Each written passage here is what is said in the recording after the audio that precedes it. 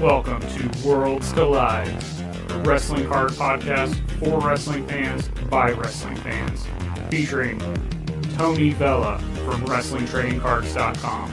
This is like a stock market. And Zhan Morning from Wrestling with Cards on YouTube. And I'm not saying there's a right or wrong answer, I'm just posing the question. Join them as they navigate the world of wrestling cards, helping you build a bigger and better collection and making some money along the way. Worlds Collide. No, this isn't the early 90s WCW show. This is the show that features the real superstar, Tony Vella. Oh, no, the real superstar is Zhan Morning. I don't know. This is a collaborative effort. It is. So today we're talking about celebrities in wrestling cards. This is going to be similar to the music episode that we did, which if you haven't checked that out, make sure to go back and check that out in the archives. Speaking of archives, we got a little bit of a question comment on the music episode that I posted on my channel, so the video version. So if you want to see what me and Tony look like, you know, are we looking like the Rock and Roll Express or are we looking like the Moondogs? If you guys want to know what we look like, check out the video versions, which will be on the Wrestling with Cards channel and soon the WrestlingTradingCards.com YouTube channel. But until then, the question was brought up, or a statement. We were talking about the Raw Deal cards with your interview. We were talking about Vela cards and how you got into that. And it was brought up about the Fozzy Raw Deal card. And maybe does that count as a music group in a wrestling card release? What can you tell us about that? It's a pretty cool, interesting card. It came out in the second release, which would be fully loaded in 2001. And it looks like they just used a snapshot from his early days in playing with Fozzy. It's called Mongoose in the House. And I mean, it's an okay card. I mean, playability wise, it's not overly powerful kind of cards like that, but it's a cool card. I mean, if you're looking for something early Jericho that also combines his Fozzy, group, there you go. Like, I don't even know of any other Fozzy trading card out there. That's where I was going to get. Like, I think this technically, here we go. Is this the rookie card? Of course it is. Rookie.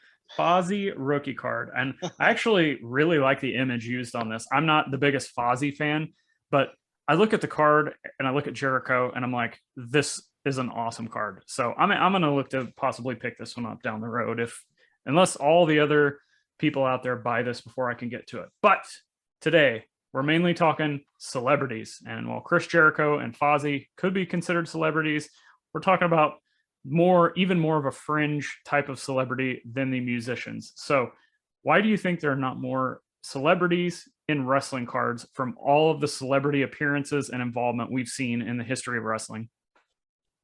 For me, maybe it's a licensing thing.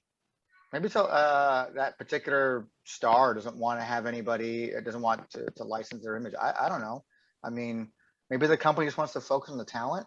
But there've been so many historical moments in wrestling, especially WrestleManias, that feature, celebrities. Mm-hmm. Like, I mean, in the magazine, for WWF magazine, they would have like, there's, Pamela Anderson and stuff like that in there. I think she's even on a card, I believe, from the magazine set. But I don't know why. I mean, what do you think why they don't feature them more? I'm really not sure. Like, it's tough because some of the biggest names, I mean, I immediately want to go to rock and wrestling, like with Liberace and Cyndi Lauper and just everything that was involved with that big boom in the 80s, even more so than the Attitude Era. There was that 80s, just pop culture. Wrestling was right there with pop culture. And I kind of wish it was that way nowadays, but who knows? Maybe, AEW's exploded. Maybe we'll get back there one of these days, but I don't know. Like, I just think we're going to talk about a few of the cards that do have celebrities, but I just think if they did have them on there, you'd be hitting two markets. You'd have the non-sports fan, the wrestling fan, and then of course just the crossover of the two. I think it's such a great idea. And sports, because you're going to have stuff like Pete Rose and Dennis Rodman, stuff like that. Yeah, that's actually what I was going to talk about. I got Cyndi Lauper, like some of the wrestling fans have picked up on this, but she had her own 85 Topps set. And Hogan is in that. And I want to say JYD, Captain Lou is in Captain there. Lou, yeah, I think. And I want to say there's like maybe one or two other guys from that big rock and wrestling boom in there. So that, but again, it's not a wrestling card. It's a non-sport card that features wrestlers. And then, like you said, there's Pete Rose, Lawrence Taylor. That's another one. Oh yeah. Well, and he's on a card. Yeah, that's true. So He's on a that's promo. and so we've got what if you want to take Pamela Anderson and Lawrence Taylor, we've got 2 examples, but that's it so far. We got a whole show to go, so who knows what we're going to get into. But actually, go back to talking about the sports. I forgot to mention Mike Tyson, and we already said Pete Rose, and we already said Dennis Rodman. If you want to be technical, I believe all 3 of those guys are in the Leaf Wrestling set, as well is Pete Rose in that set? Yes, I believe so. Oh, nice. So, do we count that as wrestling set, and do we count these as celebrities in wrestling? I don't know, but they are out there. But you just call it a wrestling set. They're featuring in a wrestling set, right? It is, yes. So it's a wrestling release that has personages that have appeared in wrestling events, which is exactly the kind of thing that I'm looking at. That we're talking, that we're talking about. So I just, I'm just kind of playing devil's advocate from the purest wrestling card collector. Like, I think the Dennis Rodman one, like he wrestled a match, so that could be. But then, like, I'm trying to remember who was in that. I know that Jay Leno's featured on a WCW Boss, I think. Yes. Mm-hmm. Mm-hmm. But there was no Dennis Rodman in that, right? Was there Dennis Rodman in that There was no Dennis Rodman WCW cards. No Karl Malone in that? No. And that could be because it's an NBA license problem. Who knows? It could be, and it could be like, I mentioned Pete Rose and Rodman and Tyson. Like, Leaf isn't associating with any league, like what you said. Correct. And it's an artistic it's an artistic portrayal of them. Sure. So you're avoiding all licenses really at that point, other than the actual autograph. The last one I'll mention here is Trump. I know everybody's favorite person. But the interesting thing about this is he is in several of the 1990 classic Series 2 History of WrestleMania. You can see him sitting in the front row of the crowd. It's hilarious. I think it may have been actually David Peck, who's got like some really cool Trump autographed cards that are slabbed actually. Oh yeah, he does. Yeah. He has one from what he always posts them side by side of one unsigned and then one signed. Mm-hmm. But this is just an interesting play of like, look who is in the background of the card. Like, I think it was the Menendez brothers were in the background of that one basketball card of Mark Jackson. That's right. That card went crazy just because of what's in the background. Same could be said with these if you're a Donald Trump fan, or if you think you want to sell these cards to Donald Trump fans, like, it's a play. It is total 100%. I think all of that is a play. Let's talk a little bit about some celebrity cards. So this is like, potentially non-sport fans or non-sport cards that could relate back to wrestling. One I want to go to, it's my favorite movie ever, The Wrestler. And I'm going to go with Mickey Rourke because he does have those things that me and you have talked about forever that we hate, those Panini Americana cards. Yeah. Suck. He's got some autos in that, and he doesn't look like Randy the Ram in that, but it's still Mickey Rourke autos. How cool would it have been like if someone picked up the license to do The Wrestler and made trading cards out of that movie? That would have been so cool. I would buy every single thing. It's my favorite outside of Christmas Vacation. And have all the talent sign autograph cards too. It'd be so cool. Yeah. I'd be all over that. That's one of my favorite movies ever. So next one I have was Jack Black. I know he's got some cards out there sprinkled around. You could tie that back to Nacho Libre. Sylvester Stallone, Paradise Alley. You can tie that together. And then I believe actually somebody corrected us on the David Arquette. Didn't somebody find an actual card set that had him in it? Because I didn't think he had any cards. I think someone did on the Discord channel. Someone mentioned on the Discord channel they found a card, but it's probably from one of those bootleg sets. And trust me, bootleg topic is a whole different episode, baby. Next week. But that whole thing from I think there was a whole drop ball. But that's typical WCW for you right there. That's a whole drop ball right there. That could have been a really cool, interesting tie-in of trading cards related to the movie Ready to Rumble. Yeah. Another one that could have been done. I mean, there's so many people in that movie that would have been so cool to have on a card for wrestling set. If you're into celebrity wrestling, that kind of stuff. Yeah, and actually, this leads me to a question that I'm going to ask towards the end of the show to get your opinion on. Who's some people that you would like to see in wrestling cards that had a moment in time, and whether it was, the Rock and Wrestling, maybe somebody didn't make it in there that had a card. So Liberace, like an actual official Liberace wrestling card. Who's some people you would like to see have some official wrestling cards? Muhammad Ali. Do we count the Monty Gum that's got him in it? I guess we would. It's also got Liberace and him in the same shot. Sure. I guess why not? What about maybe Shaq? Yeah. Shaq and Dennis Rodman, the only two NBA players to both walk Hogan to a ring in a match wearing yellow and red. That's true. That's true. Put those two guys on a card with Hogan and have relics from all three. I mean, we can go forever on a laundry list of people when it comes to tying sports figures into wrestling, especially football players. But let's kind of step aside from that and find actual other types of celebrities, movie stars, musicians, things like that. Like, who else would you have on your list of people? The Paul brothers. Logan Paul, Jake Paul. I think they've done enough to do. I can't think of any right offhand, but I can guarantee you there's been some of those episodes of Raw where they had the guest GM. You remember when they did that for the longest time? Oh yeah, like Bob Barker have been awesome. There you go. That and have like just having him in a picture, like sitting in Vince McMahon's office as the official GM. Like a. I'd love to see him on doing that thing with him and Chris Jericho side by side. Yeah. And having something like that as a Tops Now product, that would be awesome. It's a limited run. People who want it are going to buy it, and then just be done. Like, they don't even have to put them in packs or anything. I just think it's a good idea. You brought up speaking of Tops Now. Did Tops Now? I mean, this would be a great question for someone like Chuckster, who's just all over this kind of stuff. Did they ever do anything when they brought in Bad Bunny? Not that I'm aware of. I wonder if they ever made a card to commemorate that moment, like that, obviously, because that was a kind of a big deal, a big talk. They really tried to push on people about him coming to the company. And from what I understand, I didn't watch the match, but if I understand, he did a really good job. Surprisingly, yeah. He did do a pretty good job. So I'm just surprised they didn't do a Tops Now on that. Well, they can't even get their living set stuff right. So, I mean, and it seems like the Tops Now, like, okay, we've got Hell in a Cell coming up. We're going to have Tops Now products available as soon as the pay-per-view's over. And then hypothetically, WrestleMania comes, the biggest show of the year, and they just don't do anything. Like that's how Tops is treating this. It sucks. It'd be no wonder why they lose the license. Yeah. And then you have other celebrities who were big, from, was it Arrow? You had Stephen and Amell. I think he wrestled Cody Rhodes back then, right? Yep. And then we talked about Shaq earlier. We had Shaq not too long ago show up on AEW, and Cody Rhodes put him through a table.